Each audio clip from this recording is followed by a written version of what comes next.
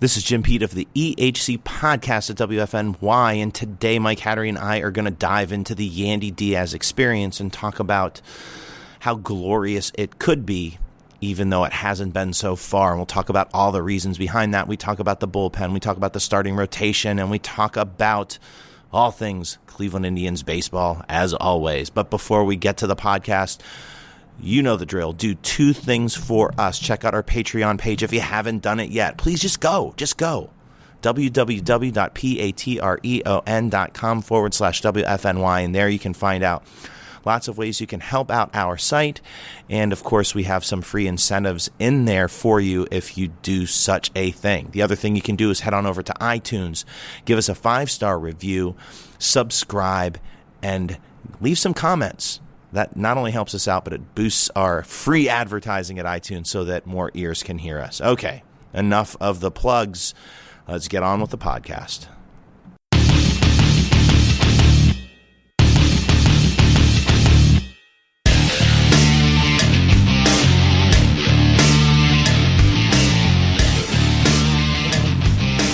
Welcome to another edition of Everyone Hates Cleveland. I am your host, Jim Pete.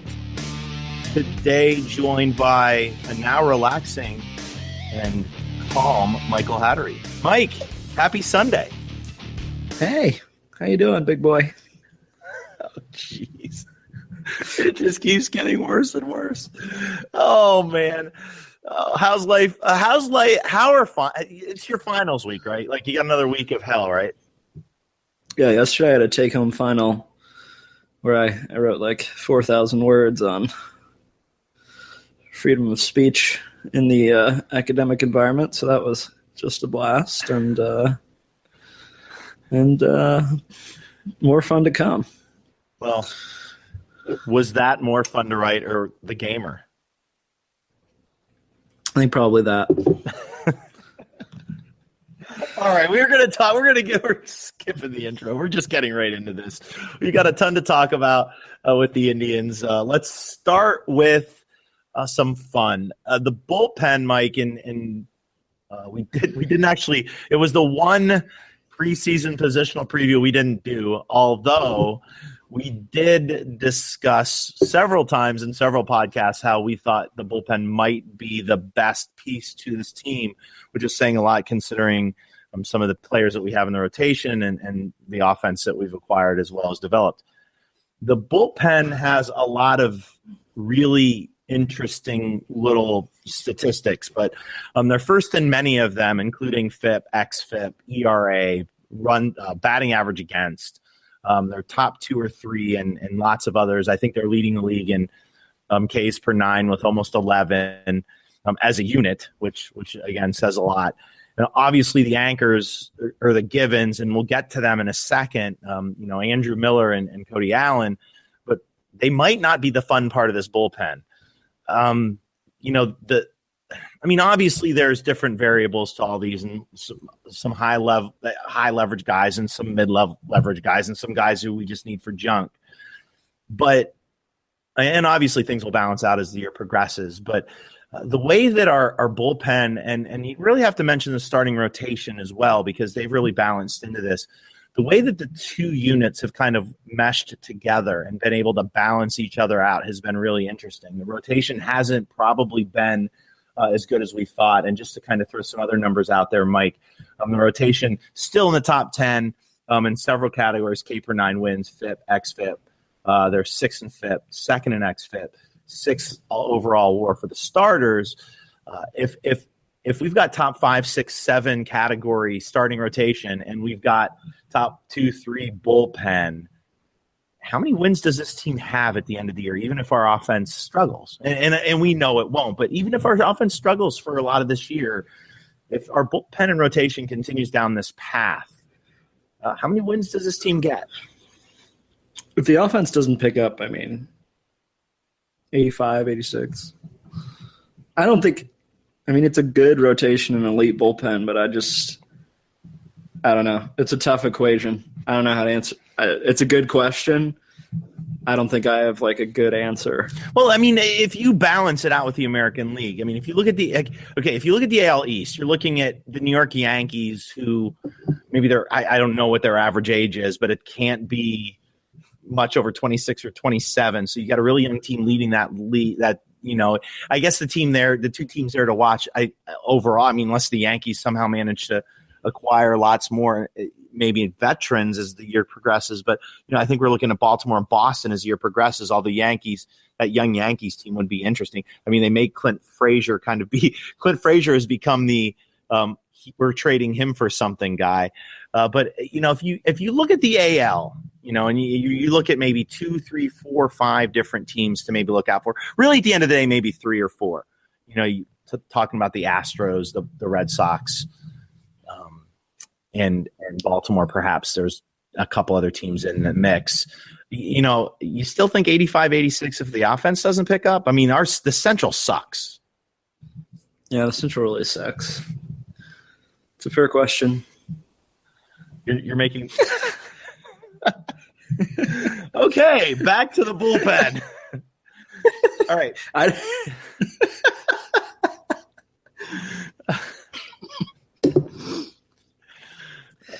Back to the bullpen. All right, so let's talk. And this is your opportunity, Mike, to talk about. We'll get to Allen and Miller in a second. What's your favorite part of the bullpen? I don't know. I mean, other than Allen and Miller, I don't know. They don't count though, right? Like Miller's not a reliever; he's a cyborg. Nick Goody, it really interests me. I find him really interesting, and I've been surprised. I think Tito's used him pretty aggressively for a guy that they didn't even keep with the team out of spring training. We've seen him in multiple spots in one-run games. He has a pretty full arsenal for a reliever. He doesn't have top-end velocity, but, low 90s, and he has a nice slider changeup combo. I think he's really interesting. He commands the baseball. He gets a lot of swing and miss. He has a nice mix. I think he's someone who looks like a textbook seventh inning guy long term. And Shaw's getting paid around $5 million this year and isn't getting cheaper after that. And I think, long term, I also feel like the Indians do things that have longer term implications than we think. And I think you and I have discussed this with Chisenhall. And I think if you look at how the Indians are using Chisenhall in center, I don't think it's only about finding someone to play center field. It's about figuring out who Lonnie Chisenhall is with the Cleveland Indians for the next 2 years. When his salary escalates to $7 million and he's a platoon bat in right field, the Indians can't do that. So either he plays center, and he plays it well enough for them to be interested in keeping him, or he plays it well enough for them to say, we can move him as an asset and move on. And I think that's sort of similar with Shaw. We're seeing Goody getting tried a little bit in these high leverage spots to see if, we can transition away and not pay a league average reliever $7 million to pitch in the seventh inning. Yeah, I trading Shaw though. I don't know, man. I don't know. We'll talk about in the offseason. Yeah. Well, we'll see. Do you see? I guess you've kind of broached the topic of Lonnie Chisenhall and the outfield, and I don't want to jump too far away from the bullpen. We can come back to this, but the outfield continues to be interesting to me in a variety of different ways. So let's segue into Yandy Diaz. We'll come back to the bullpen because I do want to talk about Miller and Allen. Yesterday, Nomina and a DM shows us Terry Pluto's article discussing how the Indians are considering calling up Yandy Diaz a couple of weeks after they set him down because they wanted him specifically for left-handed pitching. Now, Mike, I'm just going to throw this to you in a second, but I do want to throw out a couple of variables here. When they sent him down for a couple of reasons. At least that's what we were told. They sent him down because they needed him to get regular at bats, and they also needed him to play a little bit more in all of these other positions so that he could get more defensive work. So clearly in those 2 weeks, Mike, he's gotten enough at bats and enough playing time in these other positions to make it okay for him only to hit every so often, maybe 2 or 3 games a week, right? I don't even understand. I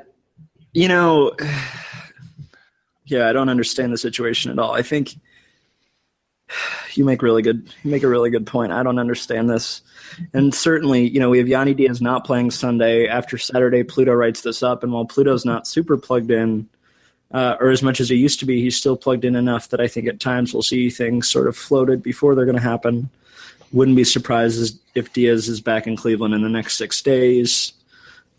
So I think that's pretty likely. Of course, reading what Pluto said, every part of it sort of like offended me. He wasn't sent down there to hit a lot. He already can do that. I also find it so offensive that we act like because you're the 25th man on the roster, we can't use you more than 1 day every 2 weeks.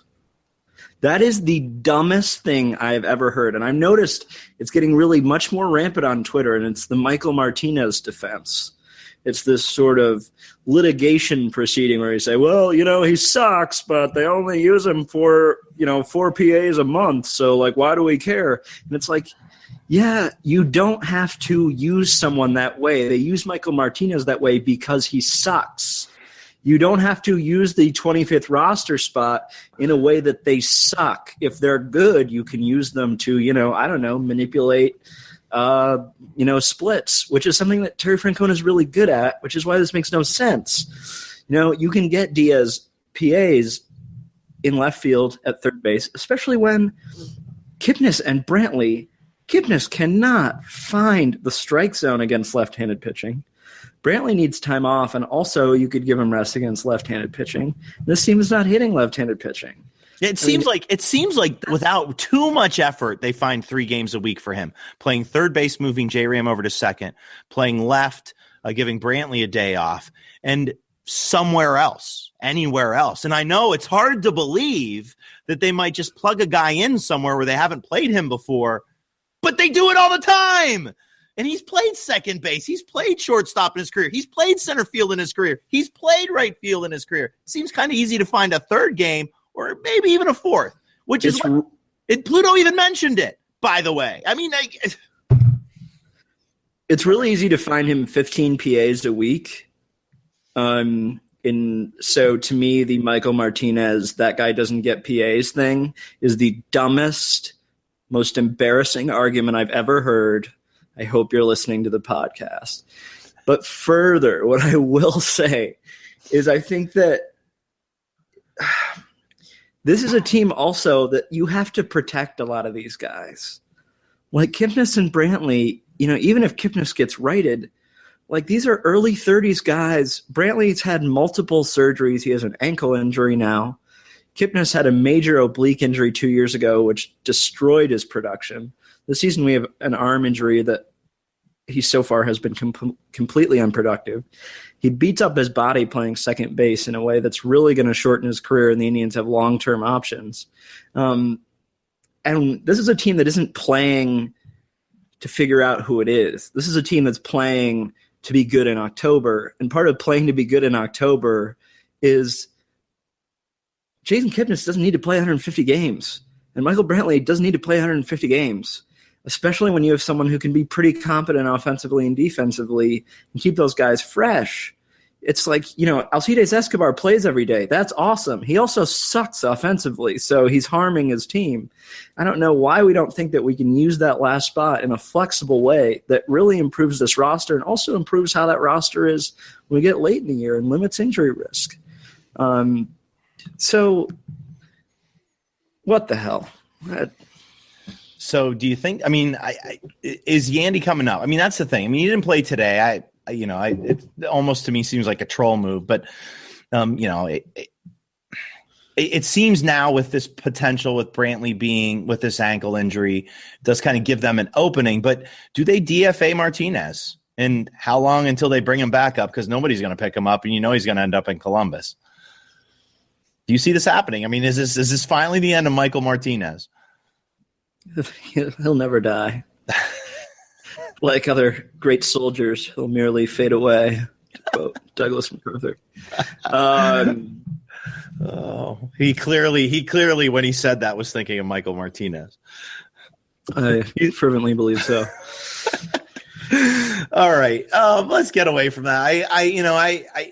I guess the bigger picture here, Mike, is what we're doing against left-handed pitching, and we haven't really had a chance to kind of dive into it. And I was mentioning today, maybe perhaps for sometime in the near future, getting you on top of all these lefties that have been dominating us. I mean, obviously, some of the problem is Brantley, some of the problem is Kipnis, but beyond that, we haven't been hitting left-handed pitching, and it's not just a couple of guys. Why? I mean, what's going on? I mean, is it we have very competent hitters? Is it just the luck of the draw? We've got some guys struggling, at least had been struggling. You mentioned Carlos Santana, but he's coming out of it now. But we've had some guys struggling early in the year. Is it just the luck of the draw? I mean, is this team just, even without making too many moves, maybe the Yandy Diaz move, but even without anything else, I mean, this team's going to improve against lefties, right? Or is this something we're just going to struggle with, and we're going to see teams start to stack some lefty starters against us?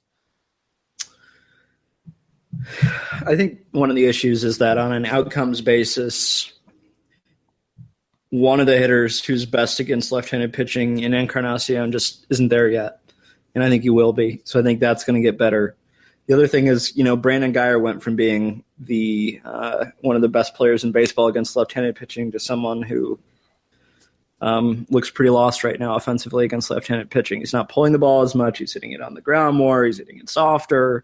There are a few positive signs today, but he just doesn't look the same against left-handed pitching. And so, I sort of expect he's young. There's no reason. I know he said he's mechanically not comfy right now, but there's no reason to think he doesn't get comfortable. And when that happens, I don't really think they have any issues against left-handed pitching. But, we don't know if that's going to happen. But I think that's something that's sort of going to fade away. Obviously, I think the Indians have a lot more power against right-handed pitching. If you look at the guys who are adding power, both Ramirez and Lindor have a lot more power from the left side of the plate. So they're just going to hit right-handed pitching better than they hit left-handed pitching. Brantley and Kipnis. Kipnis hasn't done anything, so that doesn't count. But Brantley's just not going to hit it as well. Santana even has less power against left-handed pitching than he does against right-handed pitching. So I think we lose a lot of power there. So I think unless you sort of make that up with Encarnacion and Guyer getting it going, then it could be a sustained issue, or you could just call up Yandy Diaz, and that could help it out too. So, I don't know. He can only play once a week if he's in the utility role, though. So, I don't know. Those are the rules, right? Is that in the bylaws of Major League Baseball? I don't know. That's what someone was telling me. It was some sort of requirement with that final roster spot. So I'm just making sure it's not in the rules somewhere. It's a frustrating take, especially considering the fact that Yandy Diaz wouldn't really be the 25th spot. But I understand that we have some other guys that are platooning and maybe have some fixed regular time, but you can't convince me at any point that Yandy Diaz doesn't immediately become one of our top 10 hitters and immediately a better fielder than a few guys that we've already mentioned. But let's just throw Lonnie Chisenhall out in center field and look with one eye and say he's getting to be really competent out there. But I'll back away and leave that to be, because Yandy Diaz, one of the most athletic people I've ever seen play in the minors, is clearly not the guy to be able to do that. So let's move away from that. I know we'll get some snipe attacks on that. I don't care. It is what it is. Yandy Diaz should be on the 25-man roster, never should have left. And it wasn't a control issue. He is going to be 26 in August. They have control of him through his age 32 year. And if they wanted to sign him to something to extend, they'll be able to do that. Okay, I feel better now. All right. So I want to talk Cody Allen. I want to talk Andrew Miller. Cody Allen seems to have taken another step, Mike. It's easy to forget that this guy is entering, we're talking about a really young pitcher here, and it seems like he's been around forever. This is a guy who launched through the system in less than 18 months. People forget that, and has essentially been the high leverage closer, one of our best high leverage relievers over the past 3 full seasons. how much better is he going to get? I mean, he's one of the elite relievers in the game right now. Have we, caught a rocket on the way up? I mean, do we have just one of those guys whose ceiling is really high as far as relievers go? Can he get any better than he's pitching right now? It's like I don't think it's physically or humanly possible. Well, I'm really intrigued. I'm yes, because I can name a couple of guys who pitched better than he did. I don't want to make any comps, but let me ask you this: Andrew Miller domino effect. I mean, is this one of those scenarios where? And again, this is very unscientific here, but is this one of those competitive scenarios where you add a guy in the fashion that maybe Corey Kluber works at with regards to the rotation? Do you add a guy like Miller, and does that immediately make the other guys better? Not only because Miller's so much better, but because they start maybe gaining some habits and start trying to compete with one of the best relievers in baseball. Yeah, I really think that could be part of it. And I also think that there's something to, like, Allen was the only above average reliever in Cleveland for quite a while. And I think that came with a lot of stress and responsibility. And I think we saw him coming in for 4-out saves and on teams where, he was it. And I think that, really isn't the case anymore. The Indians have an awesome matchup guy in Boone Logan. Shaw's competent. Miller, before this season was the best reliever in baseball, though now Cody Allen would like to sort of compete with him on the same team. So that's certainly fun. But, man, he's an animal. The man, he's throwing a little less with the velo wise on the fastball, but it's still sitting 94. And what's really interesting, I think, is the usage rate on that knuckle curve's growing a little bit. We're seeing a little more of it. He's leveraging it more, and he's getting the tons of swing and miss he always does. I mean, that's a plus pitch, and I think that's been a part of it. I think his usage has been a little different, and I think that's been valuable.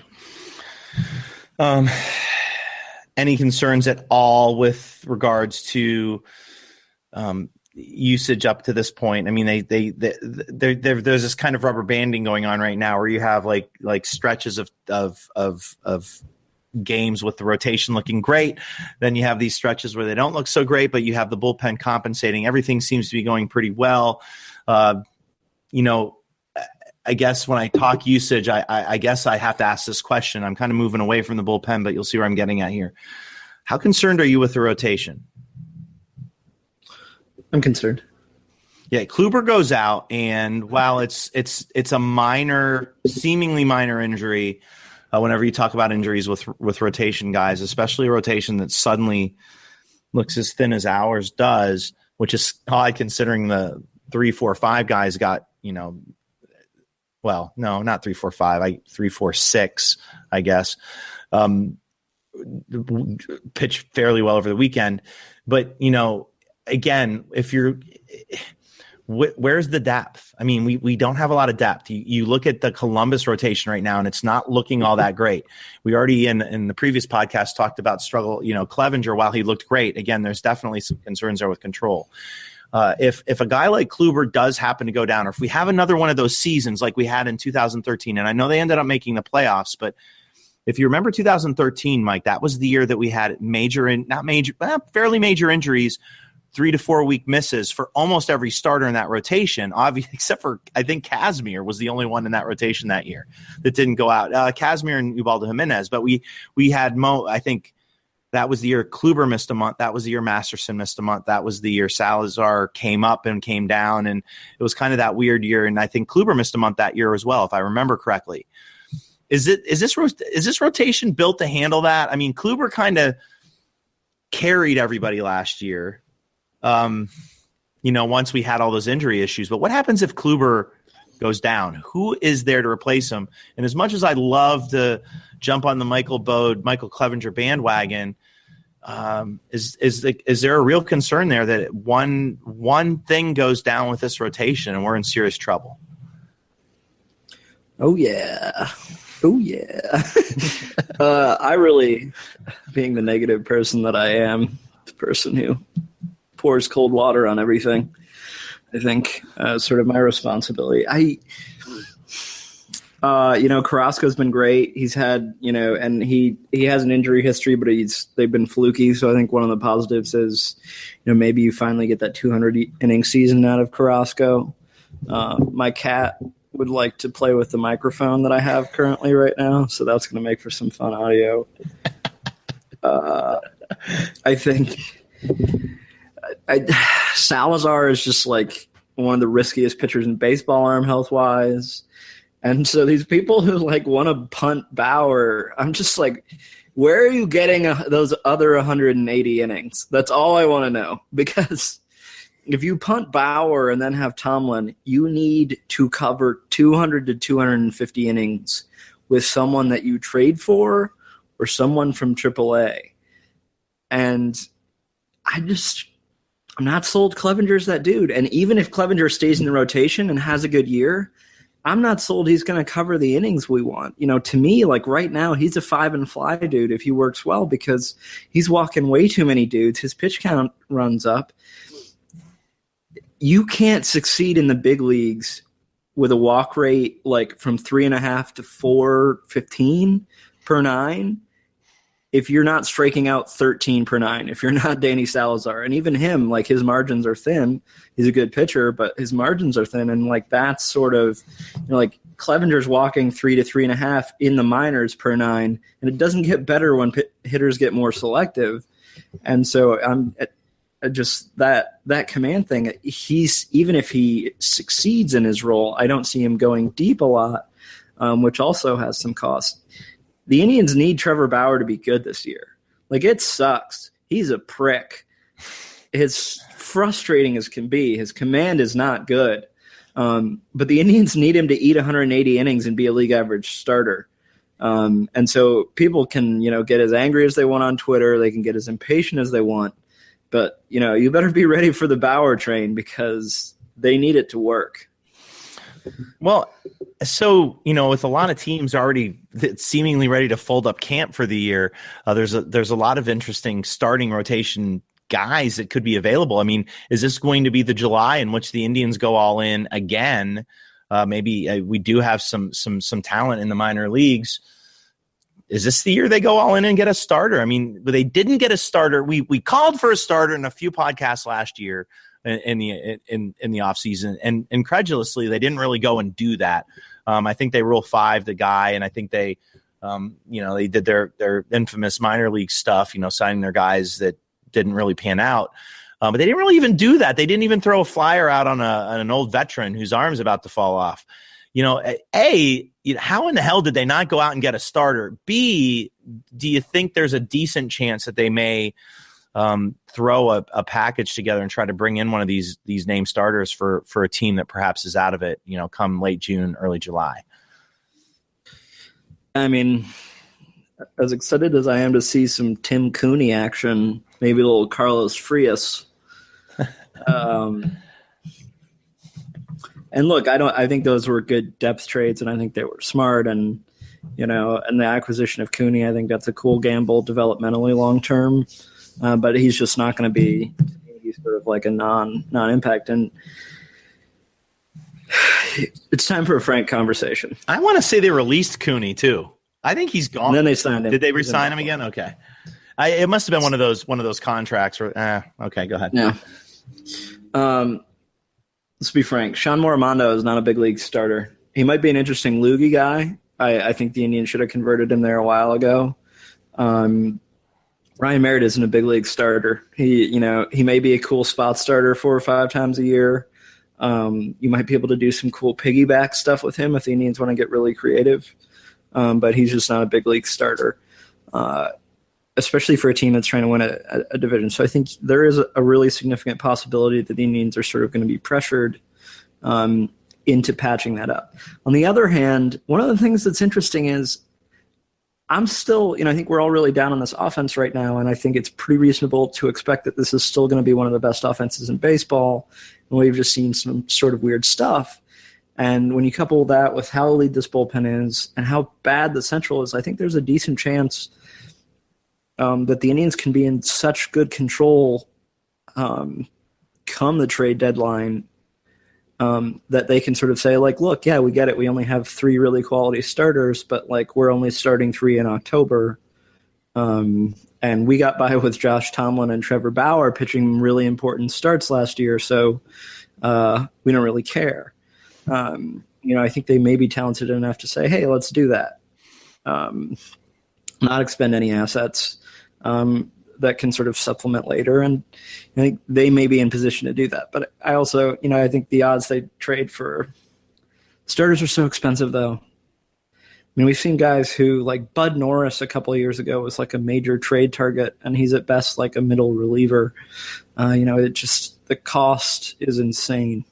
The cost is insane, but if we see a flooding of the market, if we see, 9, 10, 11 guys out there, it could become very interesting, especially when you consider the fact that, the asking price for Jose Quintana this offseason was ridiculous. Nobody bit.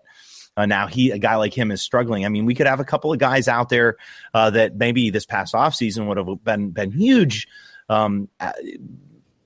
created these huge deals, but perhaps there might be a guy out there that we can steal. I don't know. It's way too far ahead to look at that. I worry about the depth, but I guess with the bullpen balance, I'm worrying about the depth is fairly silly right now. But you get these little injuries, especially to a guy like Kluber, and you start to get concerned, especially when eventually someone like Danny Salazar is going to have a tweak here and there. But hopefully we can get through the season without having to worry about that. Overall, though, thank goodness for the rotation. Thank goodness for the bullpen. It's early. It's May. At the end of the day, our negativeness is probably, we'll have these stretches. But we do want to, before we wrap things up, and I, don't want this to go too long. I don't have a lot to say about the minor leagues, but I do have a few things. Mike, I want to start with you, and I know you want to talk about a starter in particular, but as you look at the minor league depth overall, and as I sit here saying we could package together a deal, and we could. We do have some top end guys. You just look at some of the guys that that were in the Lucroy deal that are still kind of sitting down there, including a guy like Bradley Zimmer, who wasn't in that deal, but certainly would be enticing even with his early season struggles. It still feels like we're awfully top heavy. I'm not saying that we don't have any guys that we're in the midst of developing, but it feels like past 4 or 5 guys at the top level, there really isn't a whole lot of meat in the sandwich, if you get what I'm saying. It seems like the minor league organization right now is missing some heart, and maybe a part of that is the deal that we swung last year. But are you concerned at all? I mean, it seems like in particular. Our pitching. I'm not super thrilled with our overall pitching, although there's 2 or 3 guys that are super interesting. Any top end concerns there, Mike, with regards to our system overall, and then specifically, who's a guy or two that are standing out to you? Yeah, I mean, they're in that sort of strange lag period where they've just graduated in the last couple of years. Decent amount of dudes, and then obviously AAA has like 3 guys who are going to impact this team, although Bradley Zimmer is once again run amok with strikeouts. The pitching's a huge problem. I'm obviously not super high on Clevenger. I think he can be a competent big league starter if some stuff works out, but he's like it from AA up right now. The only guy in AA I'm pretty interested in right now is Thomas Pannone, who's a left-hander, and he was called up to AA about 2 or 3 days ago, so he's sort of not on the radar for this year, I would think. There's not much else there unless you're, a really big Julian Merriweather fan, which apparently is cause to move Danny Salazar to the bullpen, I've been told. That's hilarious. I think I just real quick on Pannone. He's a guy that is definitively an under the radar guy. He is 23, so it's not like he's a young guy. I mean, moving him up to Akron gets him closer to age level. But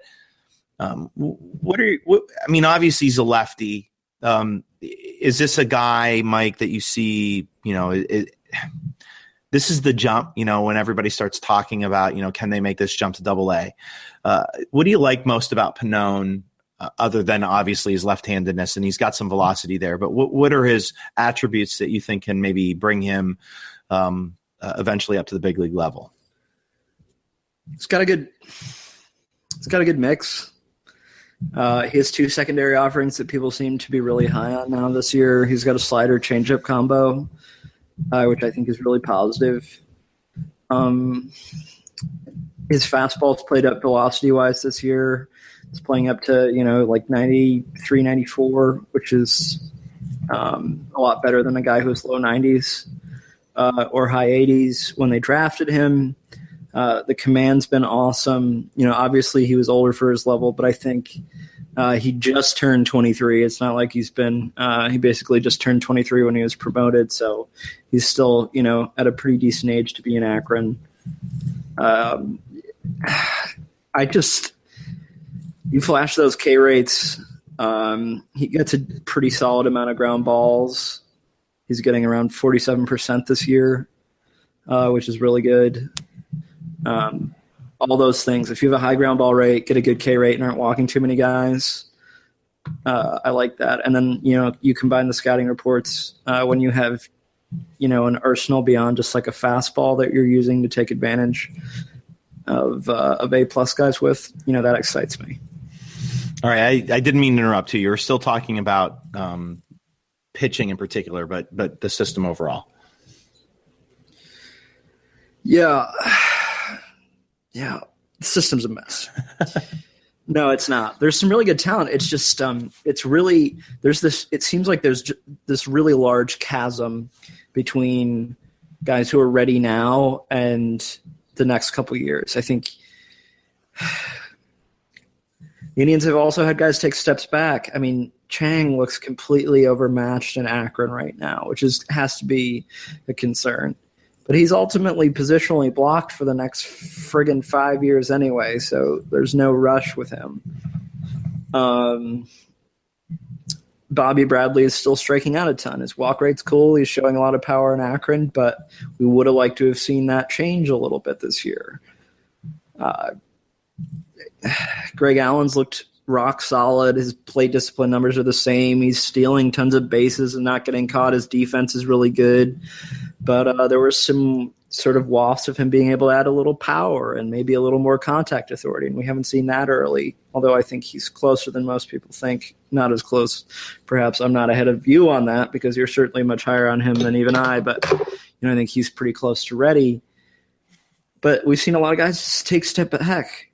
Brady Aiken, honestly looks like he's probably not going to work out, and I think, people haven't been really honest about that yet, but this is a guy who isn't touching 90 right now. He has no command. He's just not the same guy. He never got his velocity back after the second surgery, which was very complex. So I just think there are a couple of things that haven't hit, and when those things don't hit, it doesn't look great.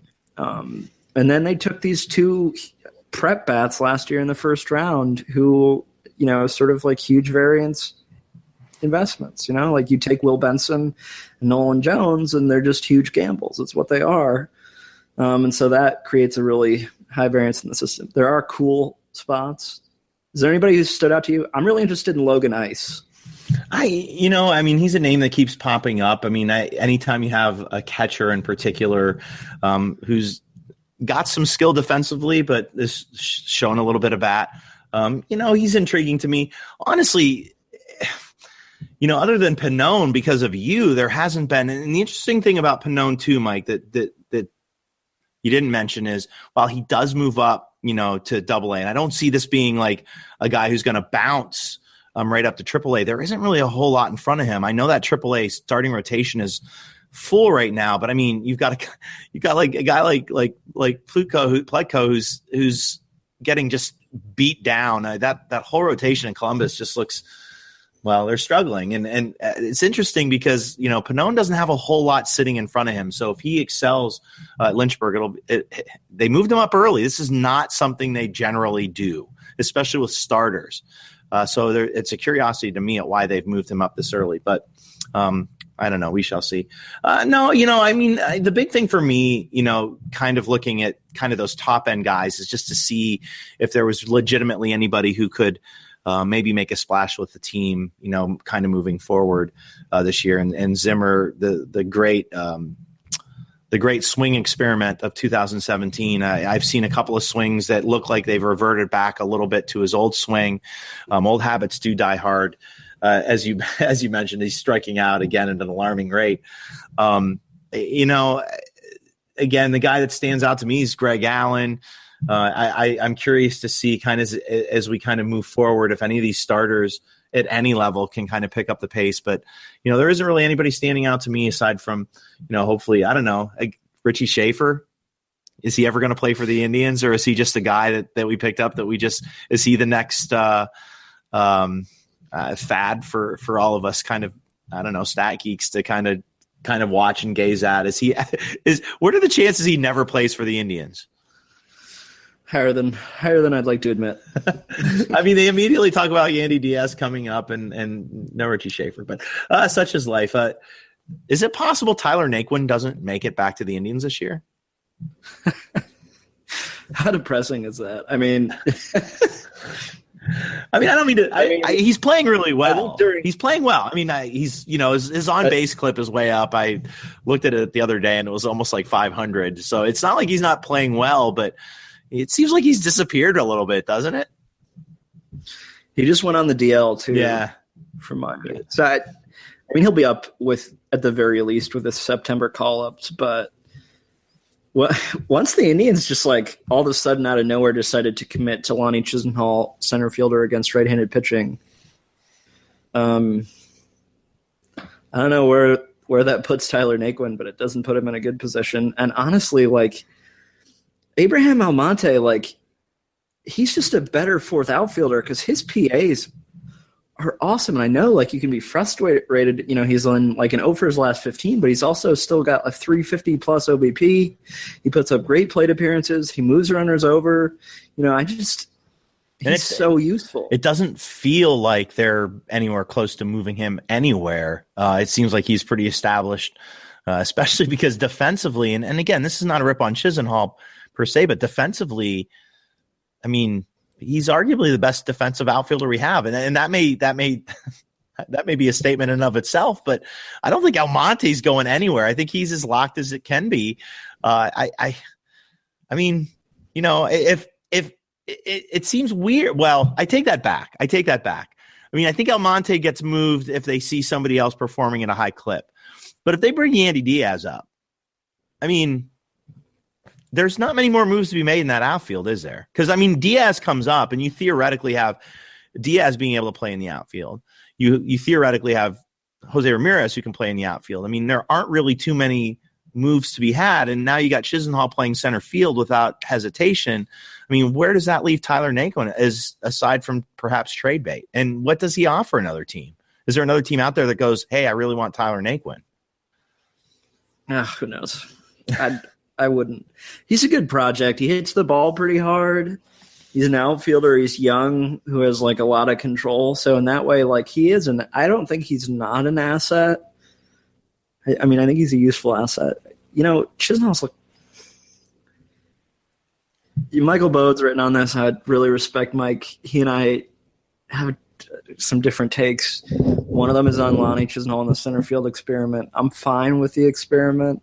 I don't have any issues with it, but I'm going to be honest at this point in it. He looks pretty bad. Yeah. I don't think, and I think to be a center fielder who's getting really bad reads all the time, you have to sort of like argue that he has good closing speed. And like, I think Lonnie Chisenhall is really athletic, but I don't think he has like some sort of elite closing speed. So I'm not all in on that. Yeah. I mean, listen, to be fair, we've seen some other guys get plugged into positions and they've been bad at every stage of the game and in ways that only you and I could be bad at playing center field or left field or right field. We've seen some projects that have looked considerably worse than Lonnie Chisenhall, to be fair. That being said, I've seen a couple of very intriguing routes that Lonnie has taken, and he's not. I mean, he's a good athlete. Don't get me wrong. It's just, I keep coming back to this learning on the fly thing in Major League Baseball. And this is maybe more to the management system here than anything else. Like, this is not fair to Lonnie Chisenhall. Like, how the hell do you just plug a guy in center field without even giving it 2 games? 2 games in the minors, or 2 games in the summer. I don't know. It just seems like they're setting the guy up to fail. But that being said, that's a message. I mean, the message sent is, if we're willing to do this with Lonnie, well, the hell with you, Tyler, right? Yeah, that seems like the message. Which seems like the perfect name for this podcast, and perhaps the perfect way to segue out of this. Mike, as we wrap things up, anything you'd like to plug or anything you'd like to point towards heading into this week? You writing a corner this week? I am. I have no idea on what, which is concerning it's due tomorrow morning. But yeah, no, I am actually going to be writing a corner. I'm looking at the lineup and how it could change if Michael Brantley's out for more than a game or 2, and how it could be permanent. Ooh. All right, so read Jim's corner. I don't even know. I think I traded out of gamer duty this week. I have my final exam. After this week, I'll be sort of transitioning back into much more writing again. One of the other things is that I will be doing a lot more coverage time in Akron. I think it's the most talented roster, and I'm going to be in the booth taking a look at them a little bit, and hopefully providing some WFNY coverage on that. So look out for that, and I'm sure Jim will be around some parks too. I understand that minor league coverage is the most popular coverage, but our goal is sort of to bring you a little something different, a little something new. I don't really care about the gamers. I don't care about box scores. I want to bring you some sort of insight into how the Indians view development and, the development of certain guys. So I think we're going to try and do some of that. And I think probably the most promising thing of Mike perhaps being in Akron is when they get in discussions talking about, say, I don't know, moving Danny Salazar to the bullpen. Perhaps he can shift them in another direction, because that's ridiculous. Our bullpen's great. We need rotation, guys. Yes, let's move one of our top 3 starters to the bullpen. Sorry, I digress. But we will be in the goal this year is for WFNY to start diving into minor league coverage. And really the best way to do that is to get our feet on the ground. So, the odd thing for me is I'll actually be able to do it in Ohio instead of Carolina, where they used to be. So probably the one team we won't be covering, I guarantee it, because I'm not going to Lynchburg, is the Lynchburg team. But look for, feet on the ground and all the other buildings this year. Perhaps not every day, but as much as we can get there. So in the summer, it's all I got to do in the summer. So who knows? Who knows where I'll show up? All right. That being said, we're going to close things up here. Like I said, my goal is 8. I already cut it down to 7 in the last podcast. Maybe I should cut it down to 6. Really fire everybody up. Oh, and those of you watching on YouTube, it looks like Mike and I's heads are floating in the dark. Please appreciate that. That's CGI. All right. On that note, peace. Have a good night, everybody.